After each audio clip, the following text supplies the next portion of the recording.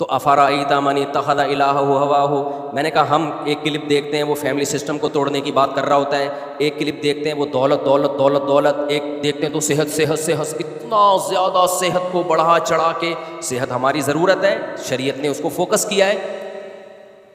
لیکن میرے بھائی دوسری طرف یہ بھی ذہن میں ہونا چاہیے، آپ مائیکل جیکسن سے زیادہ صحت کے اسباب اختیار نہیں کر سکتے.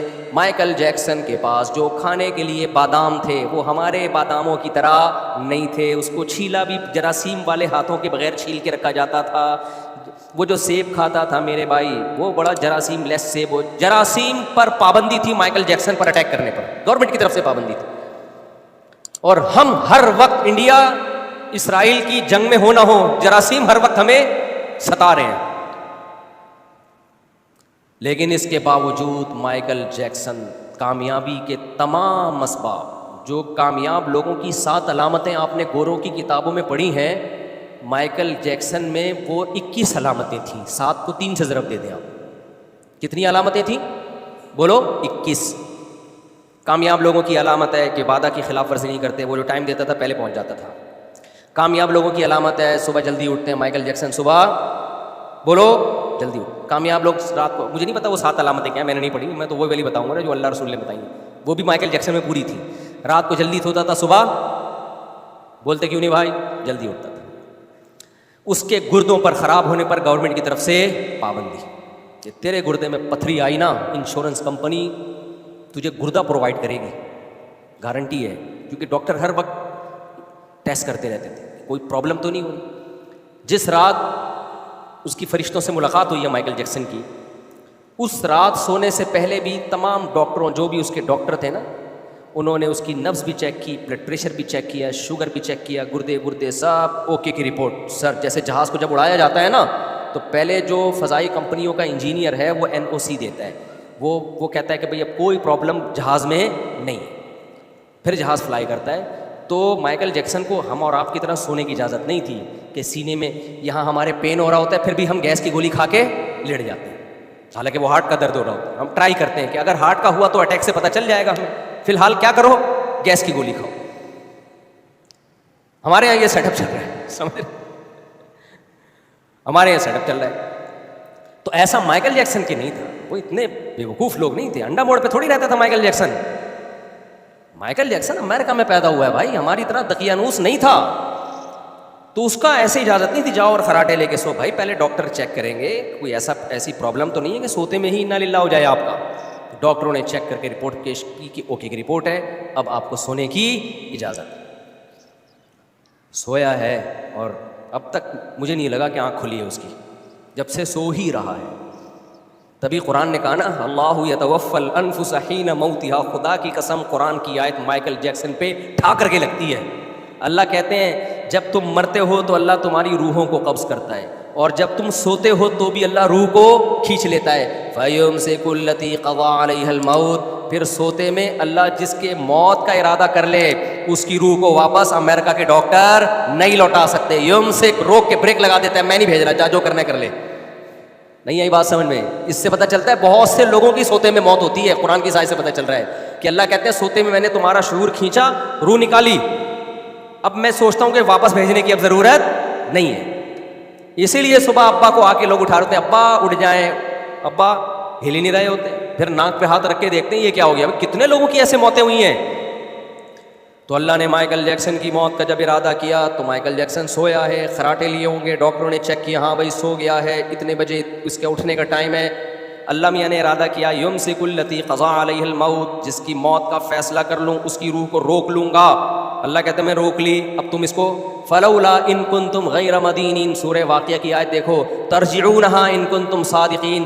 اللہ کہتے ہیں انسان اگر یہ سمجھتا ہے کہ میں پاورفل ہوں، میں بہت طاقتور ہوں، اللہ کہتے ہیں میں روح نکال رہا ہوں، ذرا روک کے دکھاؤ تو صحیح نا.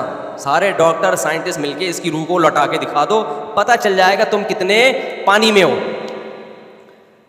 پتہ چل جائے گا تمہاری کیا اوقات ہے. تو 2 ٹکے کی اوقات نہیں ہے. اور آج جنگ کس سے کر رہے ہو آپ؟ خدا سے. آپ کہہ رہے ہو میں کلچر کو فالو کروں گا، میں اپنی خواہشات کو فالو کروں گا. بھائی جس نے بنایا، جس کے ہاتھ میں ہو، سب کچھ اس کے ہاتھ میں ہے، تو فالو کس کو کرنا ہے؟ اسی اللہ کو فالو کرنا ہے. تو میڈیا پہ ہو کیا رہا ہے، آپ کیا کرتے ہو؟ یہ گھڑی کہاں گئی بھائی؟ مجھے ٹائم کا کچھ نہیں، یہ بھی بند ہو گئی ہے، اس کا بھی کچھ پتہ نہیں چل رہا. 2:20 تو ہو رہے ہیں لیکن ٹائم تو بار بار دیکھنا پڑتا ہے نا. تو اب ہو کیا رہا ہے، جب آپ اللہ کو اللہ نہیں مانتے تو آپ دولت کو مشن بناتے ہو کبھی، پھر آپ ہمیشہ موٹیویشن کے لیے اپنے سے زیادہ دولت مندوں کو دیکھتے ہو، جبکہ اسلام کیا کہہ رہا ہے؟ اپنے سے کم لوگوں کو دیکھو. اس سے فائدہ کیا ہوگا؟ آپ کی ڈپریشن ختم. آپ کہو گے اللہ نے مجھے بہت زیادہ دیا ہے، دیکھو فلاں تو فٹ پاتھ پہ سوتا ہے، میں کم از کم کرائے کے گھر پہ تو سو رہا ہوں نا. تو اللہ نے مجھے، میں کچھ دن پہلے جا رہا تھا صدر کی طرف، رات کے وقت 12:30 بجے جانا تھا میرا، تو فٹ پاتھ پہ میں نے لوگوں کو سوتے ہوئے دیکھا. میں نے اپنے دوست احباب سے کہا ان کی بھی زندگی ہے، کیسے خراٹے لے کے سو رہے ہیں. اللہ نے ہمیں عیاشیوں میں رکھا ہے، بہت عیاشیاں دی ہیں. اگر میں بھیڑیا ٹاؤن چلا جاتا اور کہتا یار ونڈا بوڑے پہ پڑے ہوئے ہیں، یہ دیکھو یار، تو کیا ہوتا؟ بھائی تم نے جانا ہے جاؤ بھیڑیا ٹاؤن، منع کسی نے نہیں کیا، لیکن جو اسٹینڈرڈ آپ کا ابھی ہے اس سے دیکھو ہمیشہ نیچے کی طرف. سکون ملے گا، اللہ کی نعمتوں کا شکر کرنے کی توفیق ملے گی. آپ اپنے باپ دادا سے پوچھو، ڈپریشن کی بیماری کوئی جانتا بھی نہیں تھا پہلے کیا ہوتی ہے، حالانکہ یہ وسائل نہیں تھے. اب وسائل آنے سے اسٹریس اور ڈپریشن کم نہیں ہوئی بلکہ بڑھ گئی ہے، کیونکہ ہم نے سانپ پال لیا اور سانپ کا منتر ہم نے سیکھا نہیں ہے کہ اس کے ڈنگ سے کیسے بچا جاتا ہے. ہمارے حضرت فرمایا کرتے تھے لوگوں نے دولت تو رکھ لی ہے، ان کو پتہ نہیں ہے دولت سانپ بن کے نا دولت مندوں کو ڈستی ہے. تو پہلے کسی بزرگ کی صحبت میں بیٹھ کے اس سانپ کا منتر سیکھتے کہ یہ دولت تمہیں فائدہ پہنچائے، تمہیں ڈس نہ لے. تو یہ اہل اللہ کی صحبتوں میں بیٹھ کے آتا ہے، اسلام سے سیکھ کے آتی ہیں چیزیں، اور اسلام کو آپ نے اپنی ڈکشنری سے نکال دیا تو یہ دولت ڈسے گی، کاٹے گی. دولت مندوں کی لڑائیاں دیکھو باپ کے مرنے کے بعد زندگی میں ہی پھٹے شروع ہوتے ہیں. خطرہ ہو جاتا ہے یار ابا اتنا کچھ ہے ابا کے پاس، تو یہ مجھے کتنا ملے گا، اس میں سے مجھے کتنا ملے گا.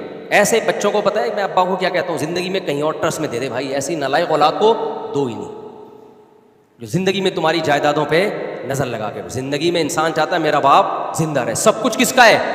اسی کا ہے. ہمارا کچھ بھی نہیں ہے، سب اسی کا ہے.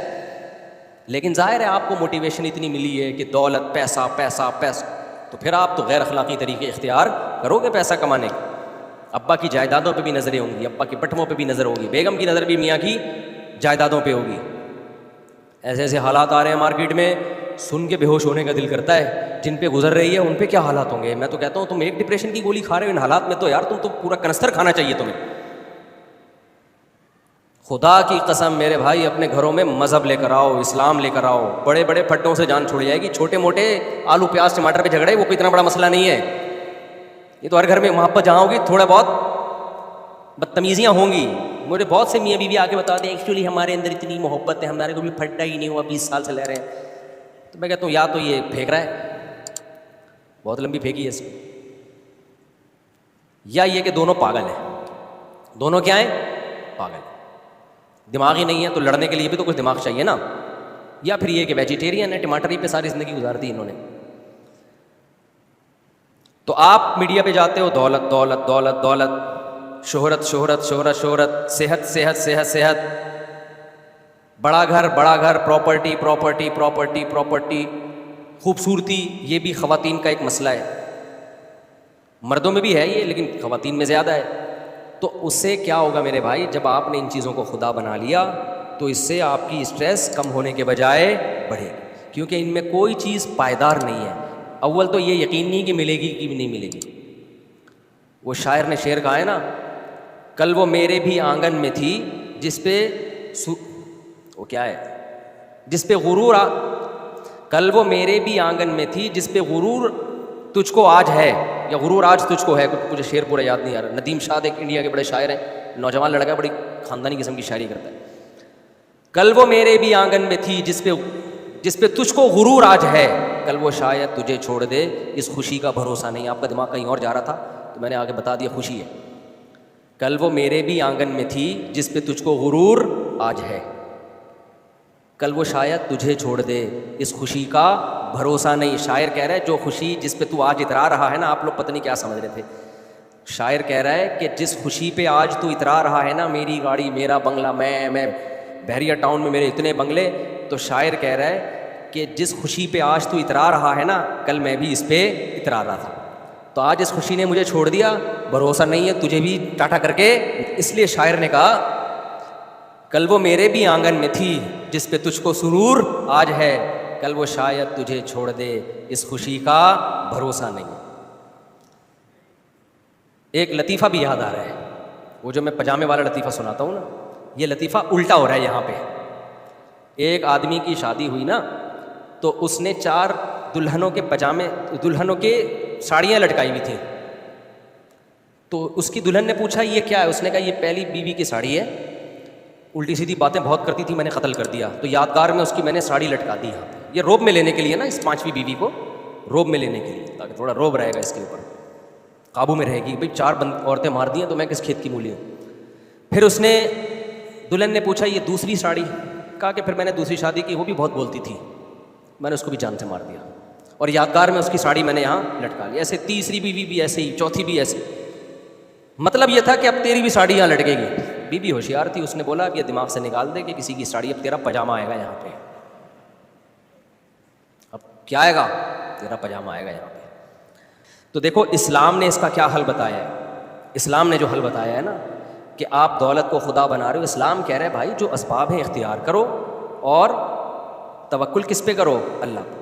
اللہ پہ چھوڑ دو کہ وہ تمہیں غریب رکھنا چاہتا ہے یا امیر رکھنا چاہتا ہے، وہ تمہیں خوش رکھنا چاہتا ہے یا تمہیں پریشان رکھنا چاہتا ہے، وہ تمہیں صحت دینا چاہتا ہے یا تمہیں بیماریوں میں رکھنا چاہتا ہے، وہ تمہیں شہرت دینا چاہتا ہے یا گمنام زندگی دینا چاہتا ہے. یہ سب کس پہ چھوڑ دو؟ ہم غلام ہیں بھائی، ہمارا ہدف اللہ کو راضی کرنا ہے. ایوب علیہ السلام بیماریوں میں خوش تھے، بیماری دور کرنے کی کوشش کر رہے تھے، بے صبری نہیں. یعقوب علیہ السلام کا بیٹا بچپن میں گم گیا، اسی پہ صبر کیا انہوں نے اور اسی میں کامیاب ہوئے.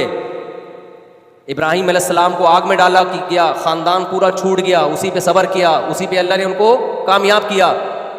تو بھائی تقدیر پہ راضی ہو جاؤ، جتنا اللہ نے دیا ہے میرے لیے بہت ہے، اور دیکھنا اپنے سے کم والے کو ہے. آپ اگر کوئی بیماری ہے تو ان لوگوں کو دیکھو جو اس سے بھی زیادہ بیمار ہیں، کوئی پریشانی ہے تو ان لوگوں کو دیکھو جو اس سے بھی زیادہ پریشان ہے. گھر کرائے کا ہے، گندے نالے پر ہے، صحیح سوٹیبل جگہ گھر نہیں مل رہا، ان کو دیکھو جو گندے نالے پہ پھٹا لگا کے سوتے ہیں. ایسے بھی لوگ ملیں گے آپ کو. کاروبار آپ کا تباہ ہو گیا، ان کو دیکھو جو ٹماٹر بیچ رہے ہیں، وہ اسی پہ خوش ہیں. تو اوپر سے اوپر جانے کی کوشش کرو گے کچھ بھی حاصل نہیں ہوگا. خوش رہنا سیکھو. خوش انسان وہی رہ سکتا ہے جو اپنے آپ کو کس کے حوالے کر دے؟ اللہ کے حوالے. اس میں صحت بھی اعتدال سے ہوگی. آج صحت کے چکر میں لوگ ڈپریشن میں جا رہے ہیں. صحت بھی وہی اعتدال سے بنانی ہے، باقی اللہ سے کون لڑ سکتا ہے یار. ہمارے ایک استاذ تھے، ان کی سیکیورٹی کا اتنا زبردست انتظام، پھر بھی شہید ہو گئے.